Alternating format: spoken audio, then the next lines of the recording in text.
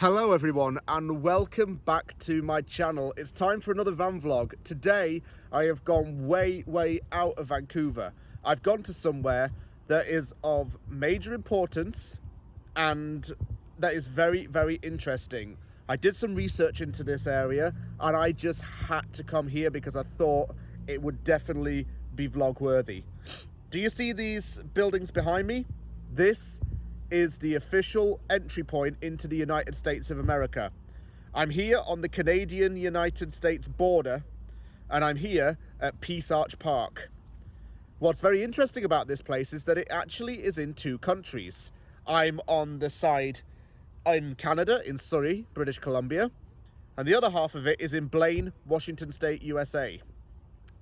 Interesting about this place is the fact that there are still a lot of houses situated slap bang on the border, and the only one thing that divides the countries is a single road, which I'm going to try and find as well a little bit later on.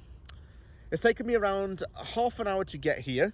I'm going to show you the iconic Peace Arch Monument, which is actually a US historic monument, and it's designated as historic by the US government.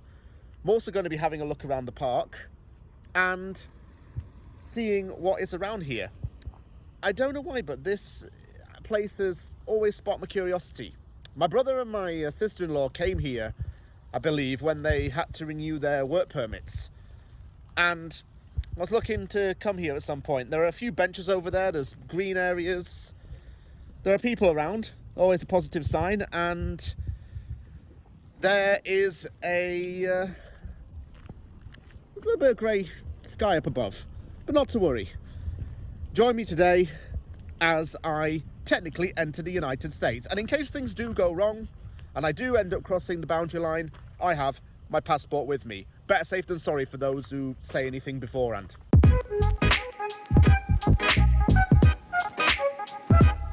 This is the queue at the border crossing. I was reading the signs as I was driving down the highway. This is around a 60-minute delay today. I'm not sure really why. I know there are a lot of people that come through here every single day, but some days are busier than others, especially when there is a sporting event going on or there is a long weekend. Whenever the Toronto Blue Jays are playing the Seattle Mariners or the Canucks are playing against the Kraken, or there's a major NFL game going on in Seattle, you will see people flooding down to Seattle for the game. Usually, this isn't actually as congested as this. It's actually the other side, the Canadian side coming into Canada, is usually a lot more clogged up. One of the big perks about being on the Canadian side of this park is that it's free parking. And the American side, you have to pay about $15. US, of course. So, thank goodness I live in Canada. This map gives you an idea of the exact location of where I am. I can't say where you are, because you could be either in America or Canada. This part of the park is located on the Semiahmoo First Nation land. The reservation is literally one left turn away from this car park. This is a Peace Arch State Park. This is where the highway becomes Interstate 5, and if you keep driving down that, you actually end up in Tijuana.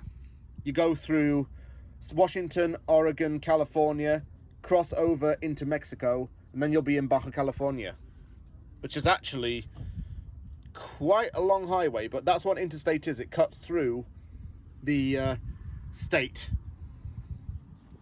Zero Avenue is where I'm going to try and go next. That is possibly the first point of contact for any Americans coming into Canada, and it looks very interesting as well. I'll show you what exactly I mean by that when I do get there, if I do get there, that is. This is what the place looks like on a warm summer's day. The queue is not moving at all, but look what's in the distance. It's the Arc de Triomphe. No, only joking, it's not the Arc de Triomphe. This is the Peace Arch. I'm going to be going up to this and showing you it. This is the Peace Arch. The Peace Arch was built in 1921 and it symbolises the friendship and bond between both the governments and countries that are the United States of America and Canada. There's many different texts across the border.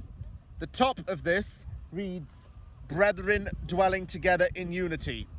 On the side, in this archway, it reads, "May these gates never be closed."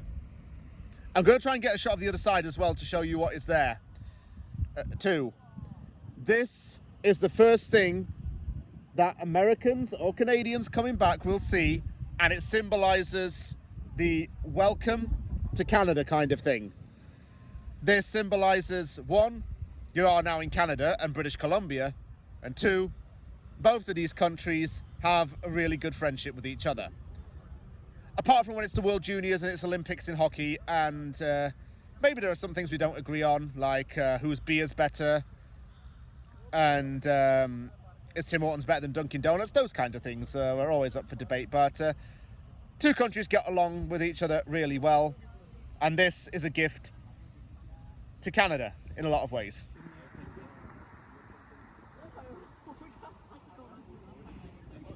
I've crossed over to the other side of the road and I'm now trying just to get an idea of my bearings. I've got a worrying feeling that if I keep going up this way, I'll end up into the Peace Arch State Park in the US. The reason why I'm a little bit worried about that is because there is a notice saying that you probably shouldn't really walk straight down there, because if you do, you may get in trouble for entering illegally. And his sign does say if you want to go through, you have to, well, join the queue. So I think I'll just stay on this side for now. But Zero Avenue that I mentioned is up here.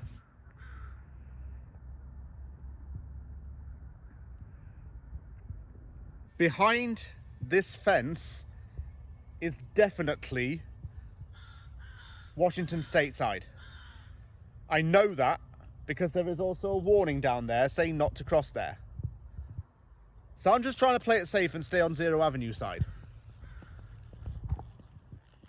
The way to tell, in case you do get lost or confused, the way to tell whether you are on the Canadian or American side is by one trick that I like to use. And it's actually quite simple, and I'll show you right here.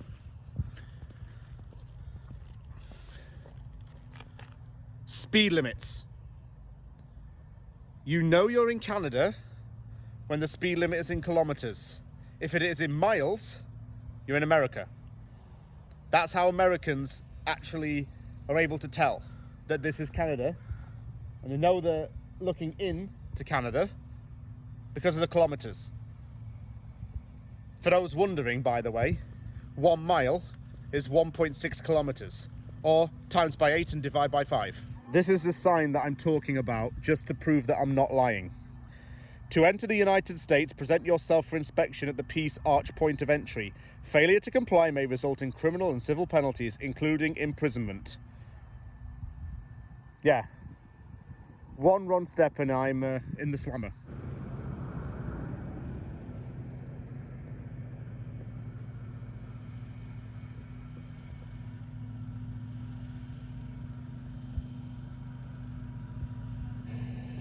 There's quite an interesting story that ran in the news around the time of the COVID-19 pandemic first being announced and lockdown commencing.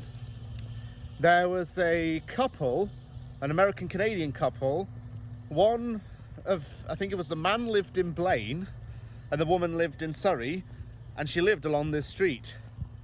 And the only way that they could see each other really during the pandemic was to come to stand here and here and talk to each other face to face. I find that quite it's like lovers can't be together kind of thing. It's like so close but so far, running in the news. I actually do wonder though, how many people have crossed this like illegally, either intentionally or unintentionally. Not saying to do it, by the way. Just it just sparked my curiosity a little bit then. That is so easy to walk across though, isn't it? You have to be careful. Yeah, I think I'm going to turn back and head back towards the arch. There's not much more behind me. In 1843, there was conflict between the Anglo-Americans and the Oregon Territory, which is the country west of the Rocky Mountains between the 42nd and 54th parallel.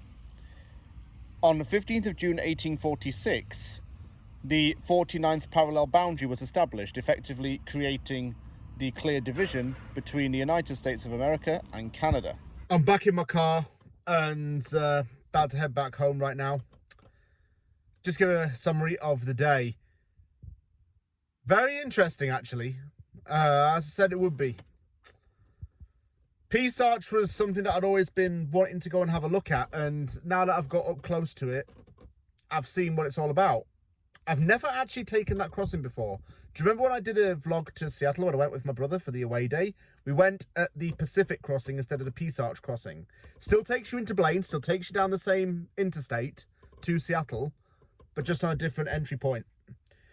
Zero Avenue is interesting as well, because if you keep going down that, you'll end up in Abbotsford. And Abbotsford has another crossing, I believe it's called the Aldergrove crossing, into Washington. I thought there'd be a little bit more up there, but I was in the wrong section of the avenue, I suppose. It's got me thinking a little bit, though. What if, right, you have a dog that you take off the leash, and you're walking along Zero Avenue on the Canadian side, but you take the dog off the leash and it runs onto the field on the US side? What do you do then?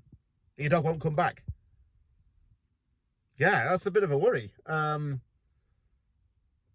There's nothing physically stopping people from crossing that, apart from a warning sign. I mean, that deterred me, because I don't want to get nicked. But what if some people aren't, like, so compliant, or they're a bit like they want to live life on the edge a bit and risk it for a biscuit? I don't know. It's a nice park, though. It's very quiet. It's peaceful. Arch Park, I suppose. It's quiet and tranquil. A lot of people there looking at the monument, too. And I suppose it's the closest you'll ever get to crossing a border without crossing a border.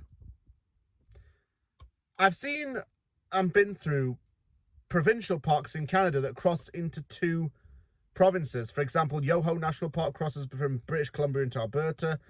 I've been through Jasper and Mount Robson before. Yeah, you'll even get parks, national parks, that cross into two countries. But one that actually you can visit on both sides, that's not common. This is what makes it quite unique in a way. Thank you very much for watching this vlog. Take care, everybody. I'm heading back home now, and I'll see you all soon.